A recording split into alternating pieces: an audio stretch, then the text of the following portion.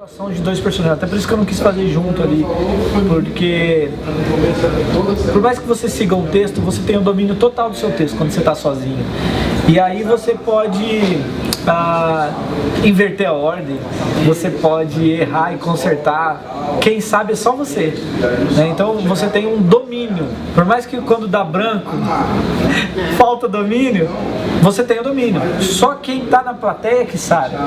A gente vê muita gente subindo no palco nervoso e desce do palco e fala, foi muito ruim, eu esqueci aquilo, a plateia nem percebeu, porque a plateia não tem o domínio do teu conteúdo, quem tem a música, né?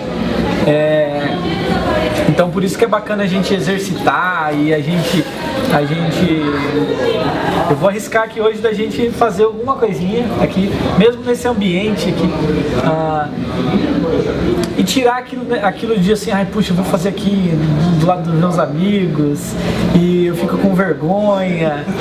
Esse é o exercício, porque quando eu estou contando uma história, eu tenho que ter a habilidade de desconectar com o mundo externo. Isso é o mais desafiador, assim, desconectar com o mundo externo. Mas antes da gente começar, eu queria que cada um falasse assim, ó, qual que é o maior desafio pessoal para contar a história e qual que é a maior habilidade que você acha que você tem para contar a história. Começa aí, Larissa. Começa aí, Larissa. Eu acho que o nosso maior desafio é... O seu, Meu, prender a atenção pessoal. de todos. Certo. Que é o meu sonho, ao mesmo tempo. E é o que você falou do texto, isso dá muita segurança pra gente mesmo. Você pega esse texto, aí você absorve o conteúdo, aí você tem que transmitir pra eles de uma forma simplista e não pode ser cansativo, e aí você tem que ficar com tudo isso na cabeça. Eu não posso demorar, eu tenho que ser prático, objetivo, e ao mesmo tempo eu tenho que prender atenção de 14 aqui, né? Muito mais. É isso, não respondi essa pergunta, né? Você falou do desafio, né? Mas e o que sua maior habilidade na hora de contar a história? Por que você está contando história e não fazendo outra coisa? Não fazendo a faxina? Ou você está fazendo também? Não, estou fazendo a faxina. Eu não tenho habilidade. Nem conto histórias. É melhor a história. Eu fui convidada, na verdade, para fazer isso, tudo que eu faço aqui na igreja. Eu nem sabia que eu tinha habilidades. Aí foi isso, fui convidada e abracei o convite e tá sendo desafiador por isso. Né? E eu gosto de fazer isso também. Mesmo acho que a escolhido, deve estar arrumando. foi uma coisa que eu fui convidada e acabei começando a fazer e gostar. E que você não sabe, você começa a aprender mais ainda. E fora disso, eu sou tímida, apesar de me parecer, eu tenho muita vergonha de falar assim, falar ali no palco, não sei nem o que eu tô fazendo ali, mas eu tenho vergonha. E às vezes o maior desafio mesmo é esse, é perder a vergonha e prender a atenção deles. Certo. Então, eu era uma pessoa extremamente tímida. Aí quando eu entrei na indústria farmacêutica me deram um produto muito complicado pra vender. Aí eu fiquei meio cara de pau. Que a Jane era minha concorrente, eu vendia Viagra e ela vendia Cialis. Foi aí que quebrou o paradigma. Nossa, tem que quebrar mesmo. Aí eu tinha que chegar na lábia com o médico e muitas vezes eles ficavam com vergonha e eu acabei achando muito normal depois de um tempo. Mas sofri aí uns 8 meses, entrava na sala muito vermelha, saía pior. Mas foi disso que eu comecei a ficar melhor. Só que o que eu mais fico... Às vezes eu perco o foco é porque metade da turminha às vezes tá fixada e metade tá quebrando tudo. E aí tem uns 2 ali que eu não consigo dominar o negócio. Que ela participou e a gente tentou de tudo, meio enteado, segurava o negócio, mas não ia. E aí esse que era o meu desafio, porque esses 2 às vezes pegava todo o resto da turminha. Então, porque é a primeira vez também que eu fiquei na liderança. Não entendo nada ainda, principalmente criança. Nunca nem tenho filho, né? Porque eu gosto muito de criança, mas eu preciso focar mais, né? Aprender. É isso. E aí, Diego? Eu acho que a minha maior habilidade talvez seja absorver com facilidade até assim conteúdo e ter até uma certa facilidade, penso eu pelo menos, para passar, fazer a pessoa entender o que eu estou falando. Passar a ideia, a essência da ideia. E a maior dificuldade eu acho que é essa mesmo, fazer o negócio ficar interessante, empolgante, a ponto de prender a atenção de todos. Essa é a minha maior, vejo que é o maior desafio como contador de história. E daí eu acho que tudo isso que vocês estavam falando aí, de fazer um negócio diferente, que nem aquele falou, ou fazer um negócio, ter presença que é a ponto de chamar a atenção de todo mundo, eu acho que essa é a minha maior dificuldade. E de fazer isso. E são formas, né? Usar formas de contar histórias que fiquem desse jeito interessante a ponto de chamar a atenção de todos. Legal. Eu também, eu acho que a maior dificuldade é essa, de você prender a atenção da criança, porque eles estão ali, sempre tem algo mais interessante para eles. Se o amiguinho faz alguma coisa, eles já vão e olham. Ano passado eu mudei totalmente de área, né? Eu fiz jornalismo, aí eu trabalhava com docência no ensino superior, e aí ano passado, devido a um acidente, quebrei o pé, comecei a estudar pedagogia, e esse ano comecei a trabalhar com criança, então eu mudei totalmente, então era bem mais fácil você falar com adulto, o adulto ouvia, pelo menos assim, com respeito ao que você estava falando. Agora a criança não, pra você prender a atenção dela, você tem que... Sempre tem um que carrega um bando, né? Sim. E adulto já perde foco. Criança então é muito simples, muito fácil eles perderem. Se tem um assim, que geralmente tem, né? Um que é mais. Ele disfarça, né? Na verdade o adulto ele disfarça. Acho que e daí eu acho que ele acaba não atrapalhando tanto o outro por causa disso, porque ele perde foco pra ele. Agora a criança acaba um desfocando o outro, né? Verdade. Até domingo, né? Teve uma situação, o menino tava com o celular e assim, até a hora que a gente chamou atenção, né? Claro. Mas assim, guarda o celular e tal. Ah, mas eu tô aqui só pra passar o tempo e não sei o quê. Aí até a hora que ele tava só mexendo, até a hora que ele tava mexendo no celular, ok, mas aí começou uns 2, 3 em cima dele porque ele tava com o celular. Aí a gente tem que ter. Aí eu até chamei. O celular é nosso maior concorrente. O que a gente ia fazer? Ela chamou a bruxa. Ainda bem que Fazer o trabalho Porque assim, eu ainda não A tenho inspetora. essa segurança. Eu não tenho essa segurança, por exemplo, em sala de aula a gente tem que manter a disciplina, a gente chama atenção, porque é conteúdo e tal. Agora aqui tem que ser mais assim, a gente não tem que ganhar assim, tem que ter autoridade, mas não brigando e tal. Então tem eu que ainda fico deixar insegura nisso, atrativo como pra que eles. E o chama. tempo que a gente passa aqui é muito curto. muito pouco Escola, tempo, você tem todo dia pra trabalhar, a disciplina, né, disciplina. Porque é uma vez por semana, uma vez por mês, na verdade, que a gente fica. Cada um fica Obrigado. Tô fazendo as anotações do que vocês estão falando. Aí é uma longa história. Deixa eu tentar resumir. Eu comecei com educação infantil na minha carreira. Eu sou professora, então eu trabalhei uns 10 anos com crianças, com contação de história, com tudo. Aí eu inverso dela, então ela começou com adulto. Depois eu fui trabalhar com professores. Hoje eu trabalho com formação de professores. Então o meu contato na vida profissional com crianças e adolescentes é via professores, porque eu acompanho eles nas escolas e tal. Então eu faço trabalho. E aí quando eu vim para a Capela, eu trabalhei na igreja também com crianças, etc. Mas hoje eu atuo mais com adultos. E aí quando a Kelly me chamou para ajudá-la no Ministério Infantil, aí foi um desafio, porque na verdade o grande desafio para mim é retomar algumas habilidades que eu já tive um dia, mas que eu não estou mais praticando. E a geração Então a questão de contação de história, as crianças mudaram muito, embora eu tenha esse contato com as crianças, mas não diretamente. Então talvez, assim, habilidade, acho que eu tenho as habilidades normais de um professor, que é a questão da comunicação, a questão de conseguir analisar muito bem a história para poder contar, então essas coisas eu tenho. Algumas bastante adormecidas porque não faz parte mais do meu cotidiano, da minha prática, né? E o desafio talvez seja, já que eu fui chamada para trabalhar no Ministério Infantil, porque eu tenho esse foco assim, estou trabalhando com adolescente, meu foco é adolescente. Se eu estou aqui no Ministério Infantil, eu tenho que me aproximar das crianças, né? Então acho que o meu principal desafio é tentar retomar algumas coisas que eu, por não praticar, já me perdi, e tudo que vocês falaram é um desafio para mim também, porque não importa você ter experiência, essa coisa de lidar com criança, por mais experiência que você tem, as crianças elas são únicas, né? Às vezes te surpreendem, assim, Mas o que a tua você experiência não sempre basta. surpreende. Você aprendeu lá atrás, talvez não vale, mas Então, eu acho que a gente tem que se renovar sempre. E eu, assim, o meu desafio é me renovar, não porque a minha profissão não exige mais isso de mim, mas me renovar aqui pra igreja mesmo.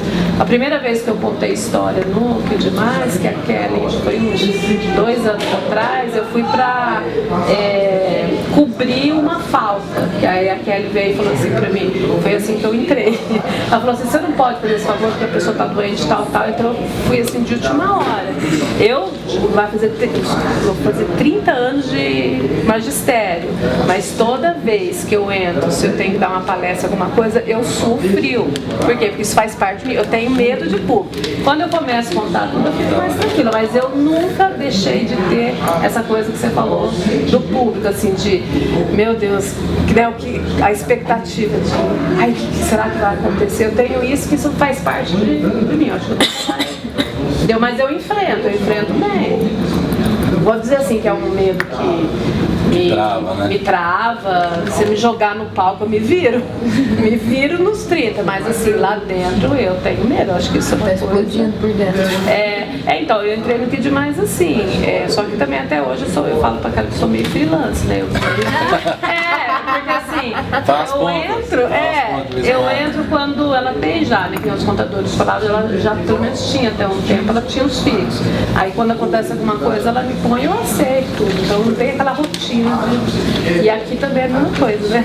Eu tô vindo pra salvar, assim. Uma coisa que eu achei impressionante o último domingo que eu vim, tá aquela bagunça, só que eles estão entendendo o que eu tô falando e eles estão brincando. Eles conseguem, né?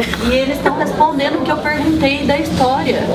É uma coisa que a gente vai ter que se adaptar. Tem muitas habilidades, são muito estimulantes. É muita informação. Essa geração é totalmente diferente da gente. Não é mais uma geração que faz atividade no final relacionada à história. Lê uma vez, juntinho o texto, já.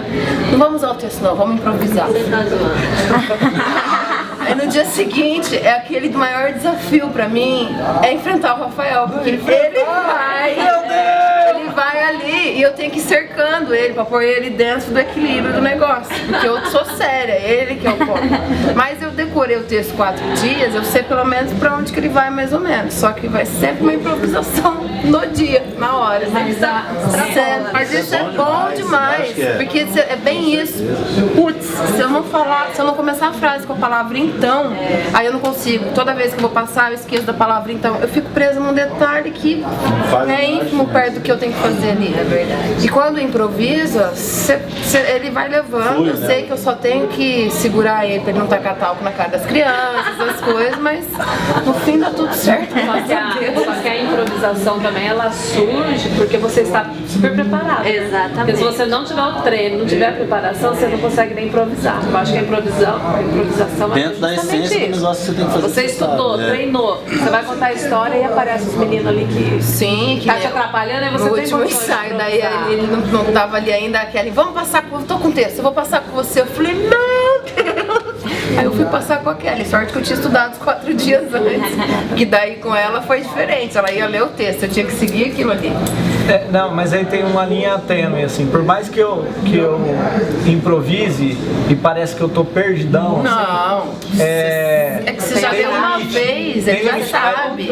Mas tem limite, tipo, a improvisação tem limite. Tem que voltar pro texto. Quem improvisa sem limite estraga um espetáculo, estraga uma apresentação. E aí, o não, quando eu falei do não, é só assim, pra você não fechar suas possibilidades, que aí você tá muito senso crítico e você não se entrega. E aí por isso que não tem conexão. Então eu vou falar de algumas coisas aqui. Por exemplo, vou falar especificamente desse caso de contar a história aqui. Contar a história aqui ainda, vamos pensar que é provisório, porque a gente tem muito ruído que atrapalha a comunicação. Ainda vocês não estão num ambiente que assim, agora tá 100%. Também pode ser. Porque hoje não depende só de vocês, hoje depende da estrutura. Então o que falam lá no palco interfere aqui, se aqui fala muito alto, interfere lá. Então isso sim é um problema. Tomara que seja provisório por muito pouco tempo, e isso sim atrapalha vocês, mas eu queria que vocês não entendessem que é assim contar a história, tá? Contar a história não pode ser doloroso.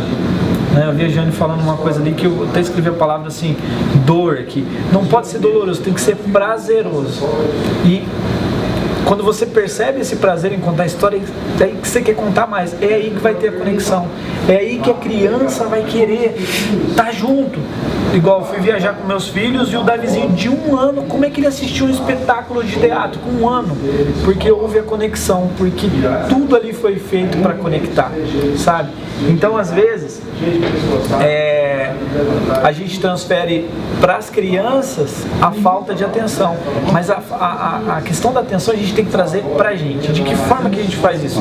Utilizando alguns recursos, tá? Então primeiro eu vou falar de um recurso que é para o anfitrião do Que Demais. Eu já vou falando isso, quem sabe depois vocês estão lá também contando história, tá? Mas é uma estrutura da comédia, e as histórias têm muito comédia. Então se a gente entende muito bem a estrutura de uma comédia, estou falando de comédia na dramaturgia, tá? Como criar a estrutura da comédia.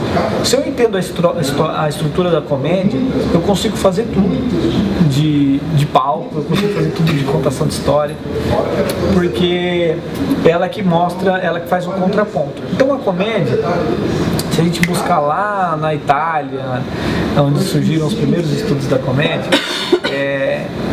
existia o branco e o Augusto, o sério e o cômico, né? Mas era chamado de branco e Augusto.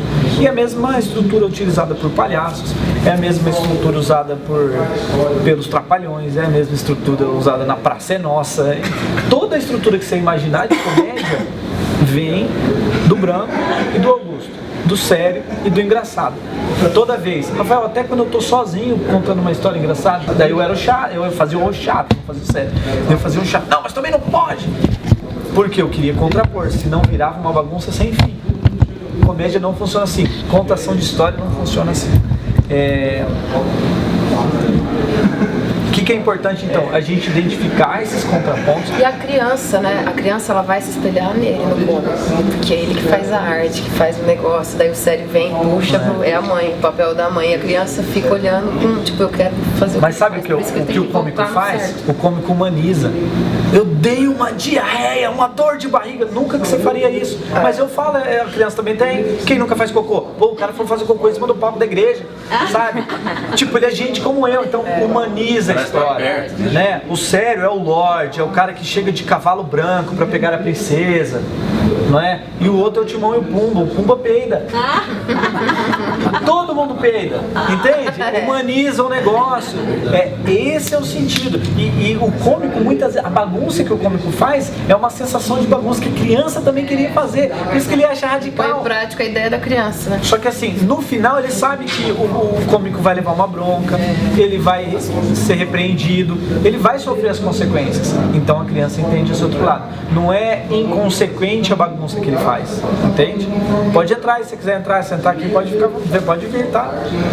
Ah, aquela outra menina ali, ela já fez esse curso, aquela outra. Entenderam? Faz sentido isso aí? Eu tô passando muito rápido. O ideal é que a gente fizesse o exercício de cada uma vezes, mas o nosso tempo tá muito curto.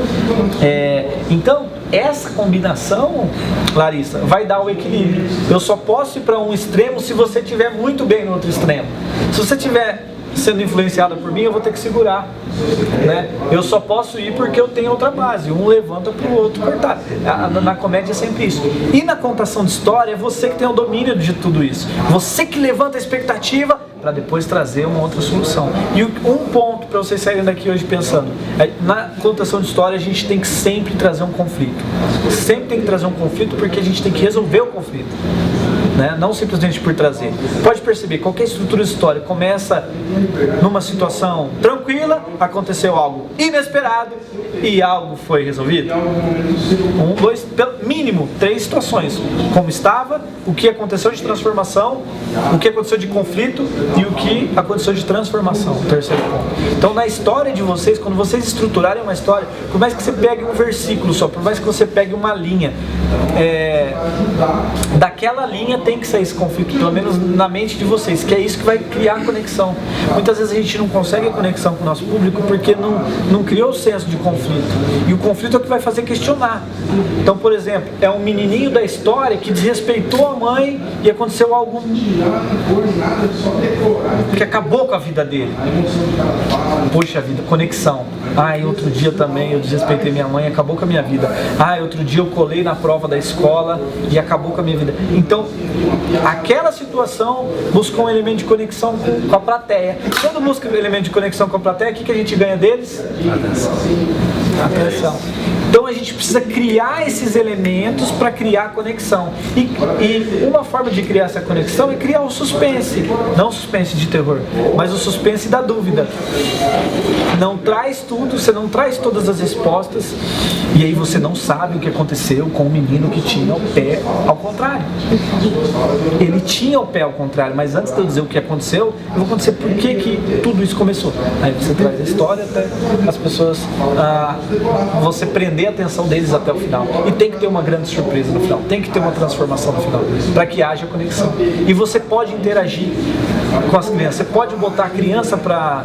Rafael, como é que você não se perde no meio de uma história, sendo que está todo mundo falando ao mesmo tempo? Porque você sabe para onde você quer voltar.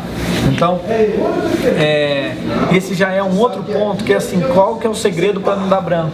O segredo para não dar branco é você dividir em tópicos, você memorizar esses tópicos, né? Antes disso você já estudou o conteúdo, mas você memoriza esses tópicos como se fosse uma espinha dorsal, e tudo que acontecer em volta, você pode sair dos tópicos, ir para o outro lado, sair, o caminho é lá, mas você vai voltar para cá, os tópicos, a direção é lá, é a tua espinha dorsal, tua linha condutora. Isso você sabe, isso aqui você não sabe, se alguém vai xingar, se alguém vai cantar uma música, se alguém vai levantar. Posso dar um exemplo? Você não sabe, e você é o dono da história, você aceita aquela contribuição ou não. Só que quando você aceitar, você vai saber para onde você vai voltar, porque você sabe a linha condutora. E o último ponto, para não dar branco na hora de falar, é o focar no conteúdo. Então o foco na hora de contar a história é o conteúdo. Quando a Giane falou, eu olhei aquela criança que está mexendo no celular, ou está levantando e indo embora, o foco dela passou a ser aquela criança. Um exemplo, tá, Giane? Aquilo é um grande vilão que vai fazer ela...